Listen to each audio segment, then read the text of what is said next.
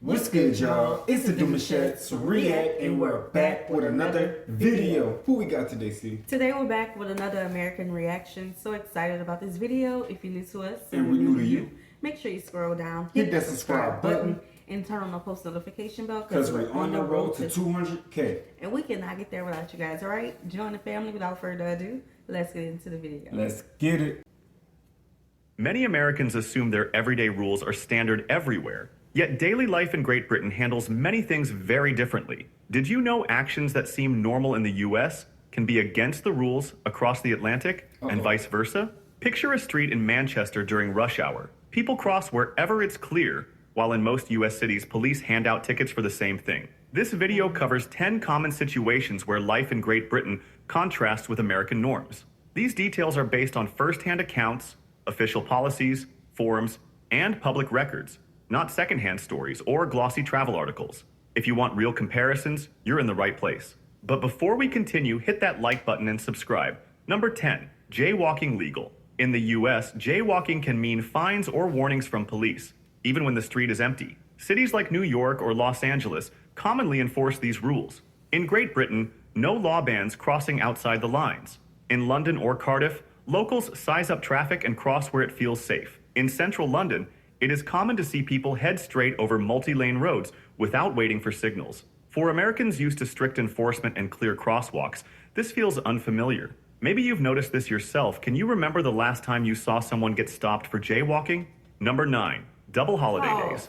Taking long vacations is So, yes, as a teenager, this used to irritate me, okay?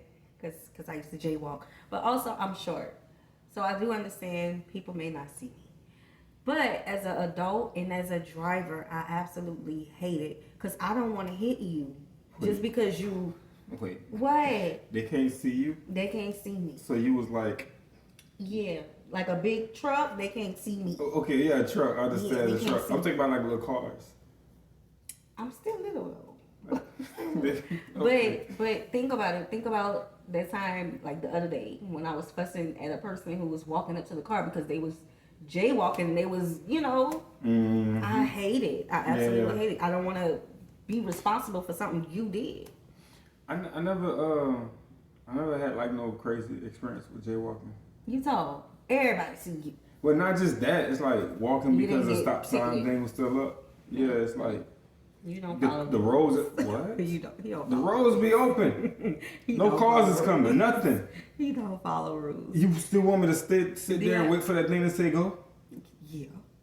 See, I have short people problems. I be having places to be, y'all. I gotta go. Dion is the type I gotta that go. he's gonna start walking, and I'm staying right here on the sidewalk, and he's walking. He across the street. I He's know. like, come on. I tell her, come on. Sir, I can't. You can. You can. No, I can't. fair for most Americans. Only about 23% of private industry workers get 15 or more paid days each year, according to the U.S. Bureau of Labor Statistics. And few use those days all at once. Most workplaces expect employees to stay reachable and avoid long absences. By contrast, British law guarantees full-time workers at least 28 paid days off each year, and it's normal to take 2 weeks together. During August in Birmingham, for example, businesses often empty as people travel. Using the full allowance is standard practice, and colleagues often encourage it. In the US, vacation time is usually saved for emergencies or short breaks. But in Great Britain, it's seen as a key part of well-being. Number 8, school choice wider. In America, a child's assigned public school depends closely on home address, set by strict district lines. Even if a better school is nearby, families usually cannot enroll without moving. Britain links address and school, but allows wider flexibility. In places like Greater Manchester, parents rank school preferences on applications. If a preferred school has space, children may attend, with priority for local families. If schools are full, councils must offer a place somewhere. In cities like Bristol, parents compare schools and apply based on their child's needs, not just geography. The process feels less rigid, and Americans facing strict school borders often find this approach more balanced. Number 7, doctor visits simple. Medical... See, I always was a little iffy about the school situation with the lines and everything. I kind of got like a more understanding towards it. They want to have a good reputation. right? They want to make sure that the children that they're teaching, they want to make sure schools want to be the top tier. I don't care what nobody say. They want that school to be like, this is where all my NFL players came from. This is where my doctors came from, so they can continue to get that pipeline through. But I just never understood why they had to box certain children out because of district lines. Because it's an education system. You want children to learn. But that's not true everywhere.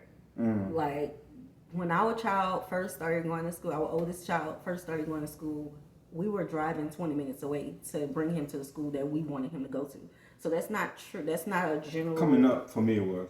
It was true back in the day. For us, it was. But it's not true everywhere. Like, just because it was true in Louisiana doesn't mean that it was true in New York or Baltimore. Like, it was different everywhere. Care in the U.S. usually starts with paperwork and anticipating bills. The Kaiser Family Foundation notes the average uninsured office visit is $104, and costs rise after tests or prescriptions. Even insured patients pay co-pays and may get more bills later. In Great Britain, patients book NHS appointments with no upfront payment and no insurance card.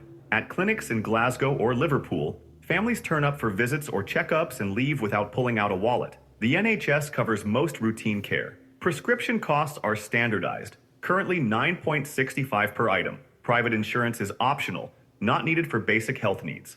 The lack of cost at the door often surprises American visitors, and many feel a sense of relief at the difference. Number 6, drinking age split. Americans cannot legally drink alcohol until 21, even though they can vote or serve in the military at 18. In Great Britain, adults buy alcohol at 18 or older in pubs or shops.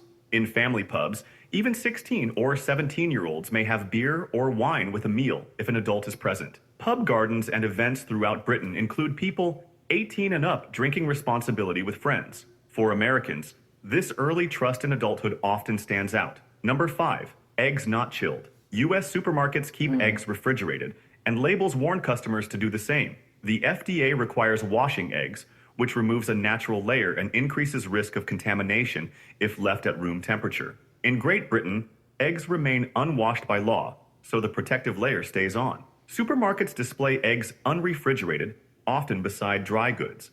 In a Glasgow market or a small Isle of Wight shop, egg cartons sit on open shelves. People take them home and keep them out of the fridge without concern. This is a result of different food safety regulations, not tradition, and what seems odd to Americans is routine in the UK. Number 4, unified transit cards. US cities usually have local smart cards, like New York's MetroCard or Chicago's Ventra, which do not work elsewhere. Travelers may carry several cards or need exact change in unfamiliar systems. In Great Britain, smart cards like London's Oyster, Liverpool's Walrus, and Scotland's Saltire function on trains, buses, and even ferries. In Newcastle or Cardiff, commuters routinely switch between lines with a tap, with no stop to buy tickets. The system reduces confusion and saves time, a noticeable contrast for U.S. visitors. Number 3, pub closing flexible. Many U.S. cities have fixed last call alcohol laws, often at 1 or 2 a.m., and some limit Sunday sales. Britain changed this in 2003, allowing pubs and bars to apply for late licenses. In Leeds or Glasgow, nightlife may run until 3 a.m. on weekends.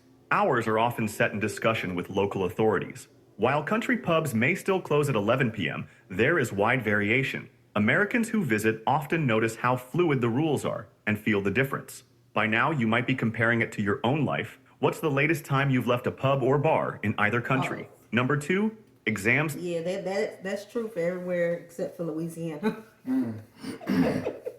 That's true for everywhere except for here. Like, we have drive-through daiquiri shops. Yeah.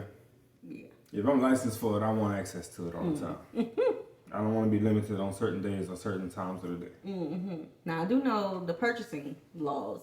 I don't know if that's still true now. I don't know. I'm not a drinker, so I don't know. But I know back in the day, they couldn't purchase liquor on Sundays. Right. Yeah. I ran into that one time. It's true. I bet. Oh, it's still true? Okay. No, not recent. Whoa. Tell me everything else about my... Nah, I really don't know for no recent activities. But back in the gap. About 15 years ago. Call it what you want. But I remember, it'll turn me around and say not happening. Okay. Yeah, okay. That's what it is. Taken early. American students take most major exams like the SAT or AP tests, at the end of high school. British students usually take national exams called GCSEs at 16, which affects choices for advanced courses and careers right away. A-levels follow at 18, usually after specializing earlier than Americans do. In Bristol or Glasgow, many finish compulsory schooling and start vocational training while Americans are in basic classes. This means British students face career choices earlier, for better or worse. Number 1, public space trust. It's generalized though. Well, and they get to choose too. Yeah, but we have dual enrollment where we can join college while we're still a high school student. And I believe it starts around the age of 15 or your sophomore year. And also the trade schools, you can start that, sophomore year or freshman year as well. So this is college you're talking about though. I'm talking about high school. Oh, high school. Okay, yeah. It's high school. Yeah. And I took my SAT all throughout high school because I wanted to beat my score. Yeah. And so I don't know. Some of the things were like generalized. Okay. Many American cities add restrictions to public spaces, such as benches designed to prevent sleeping, rules against feeding wildlife, and park curfews.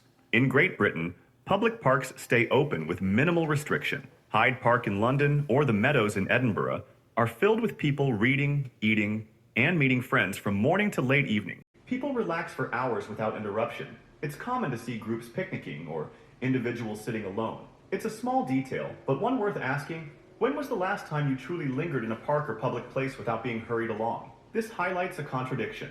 Americans talk about personal freedom, yet ordinary life in Great Britain often allows more daily flexibility and trust. Drop your thoughts. Hey, we're gonna stop it there, man. Make sure you guys check them out. We got turned around before. Yeah. We got turned around before. Officer said y'all can't be here after hours.